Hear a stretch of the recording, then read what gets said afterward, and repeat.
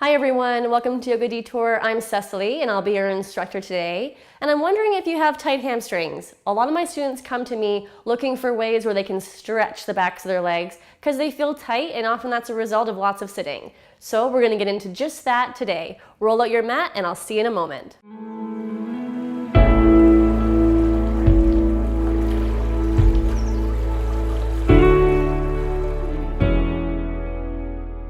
Okay, so before we get started, a couple things you might want to have on hand are a yoga belt or anything like a yoga belt, maybe a necktie or a belt, and a block.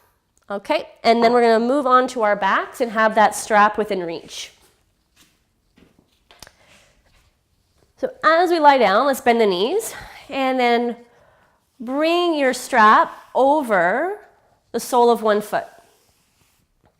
Okay, and we're going to do this in a way where even if your leg is not shooting straight up toward the ceiling, you're able to feel comfortable in the shoulders, relax in the head and neck. And if that's not the case, then feel free to support your head with something like a pillow or your block. And essentially what I'm going to do here is just start with some movement in my knee, just bending and straightening as much as it feels comfortable.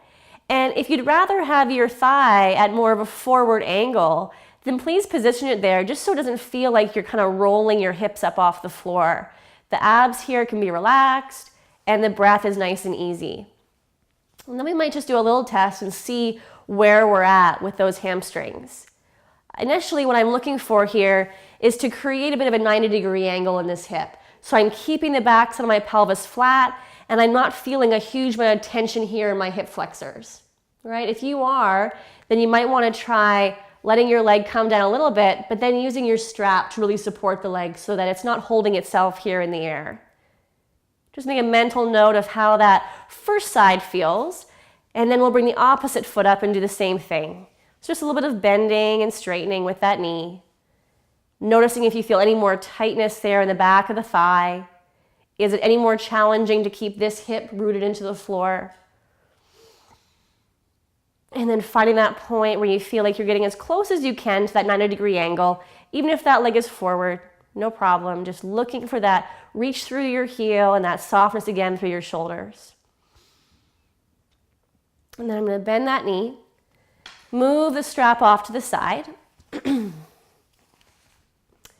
now we'll play with more of an activation, that same type of movement.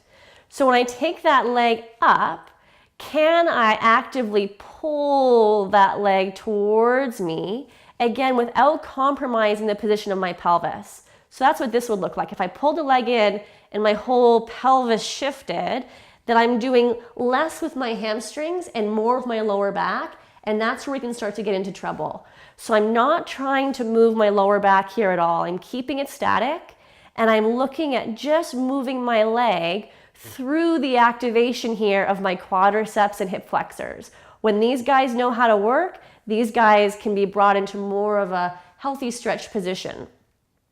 How does that feel on the left side? Drawing it in, drawing it out, drawing it in, drawing it out. Noticing again if you feel like the lower back gets super heavy when that leg comes in, and if we can instead just keep it a little bit more relaxed and be honest about the range of the hamstrings rather than borrowing from the range of the lower back. Let's switch legs again and now do that a little bit more dynamically. So I'm going to send my heel toward the floor and then kick it back up. Let's do 5 aside. Not moving at all through the trunk. And then left side. And then we'll bend that knee and just give it a little shake. Take a couple breaths, just relax. And then slowly take your time to make your way back up. First to seated, grab your mic pack if you have one, and then up to standing.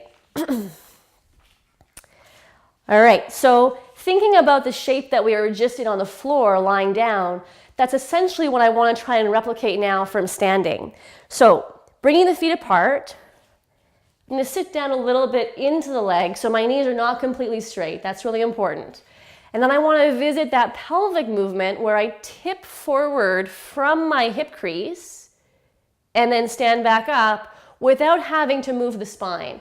So if you place your hands just like I did, so the fingertips here feel the bony processes right in the front of the pelvis, I'm going to fold into that crease where my fingers here feel like they're a little bit stuck now between my thighs and my hip bones, and then I come back up. Let's do that one more time and see if you can feel the muscles here in the backs of the legs turning on to push you back up to standing. I'll show you what I mean by that. So if we stand here and think for a second about trying to get a piece of sticky gum off the bottom of your shoe, I'm going to drag my foot on the mat, and as I drag and find that friction, these muscles are working to pull the foot back. So now imagine that you're trying to do the same thing, but your foot's not going to go anywhere. So this is what that will look like. I'll be relaxed, and then my hamstrings contract. I relax, contract. Now I'm going to try and maintain this contraction and tip my pelvis. And as I come to that 90-degree angle, again, my fingers here being a little bit pinched in between my hip bones and my thigh bones, but not in a painful way. My hip flexors here are still soft. The work is happening back here. I can really feel that sense of support coming from the connection between my sit bones and the backs of my knees.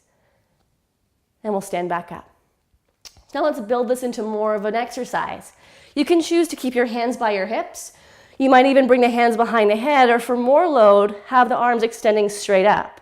I sit down a little bit into the hips, bending the knees. I find my kickback action, turning on those hamstrings, and I tip forward. Pause, come back up. If arms over the head didn't feel so good, try maybe hands behind the head. Pause, come back up. Let's do 2 more. If you feel them getting tired, feel free to bring the arms back just alongside your body. On this last one, we'll pause for a little longer and just look for that sense of length through the top of the head, back through the heels. Can you wiggle your toes to check in with where the weight is in your feet? Just pause for one more breath here. And then we'll stand back up. All right, so now if I want to really isolate one leg at a time, I can do this movement in more of a balanced position, where some of you might want to use a wall. So feel free to move to a place where you can rest your hand on either a wall or a countertop. Otherwise, hands are on the hips, and I'm going to remove one foot, kicking it back, but my knees here will stay together. As I find that hip crease, I tip forward into it, leaning into that 90-degree angle, but still keeping the toes here light. See how I can wiggle them? The heel stays heavy, the knees unlocked, and then I drive from that right hip and come all the way back up to standing. And you'll find with just a few repetitions of this movement, that leg could start to get pretty tired. We'll just do 3 more.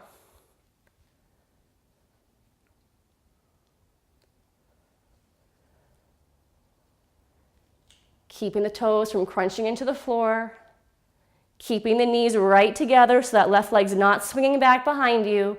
On this last one, let's hold it down there for 3, 2, 1, and slowly rise. Whew, feel that? It's a good feeling. So go ahead, if you want to hit pause, go ahead and change to the other side.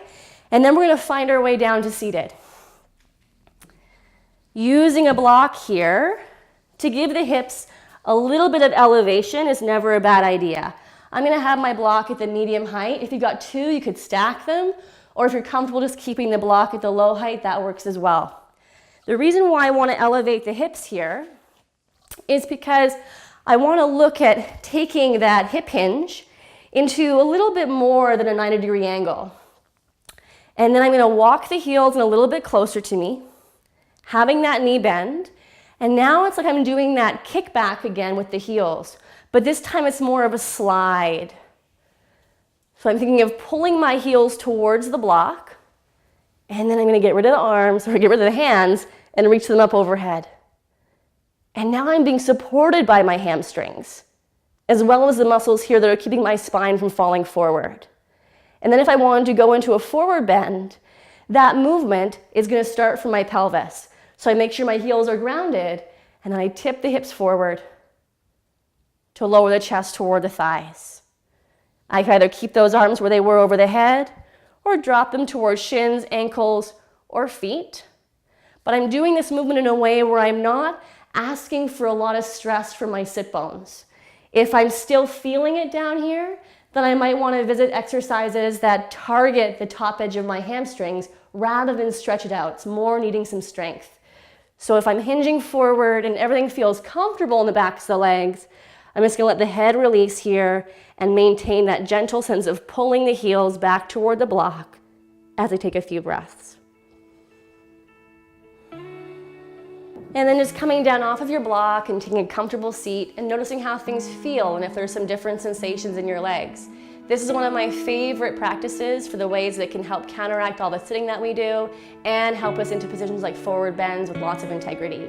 Thanks for joining me today, and I look forward to seeing you next time to follow the detour.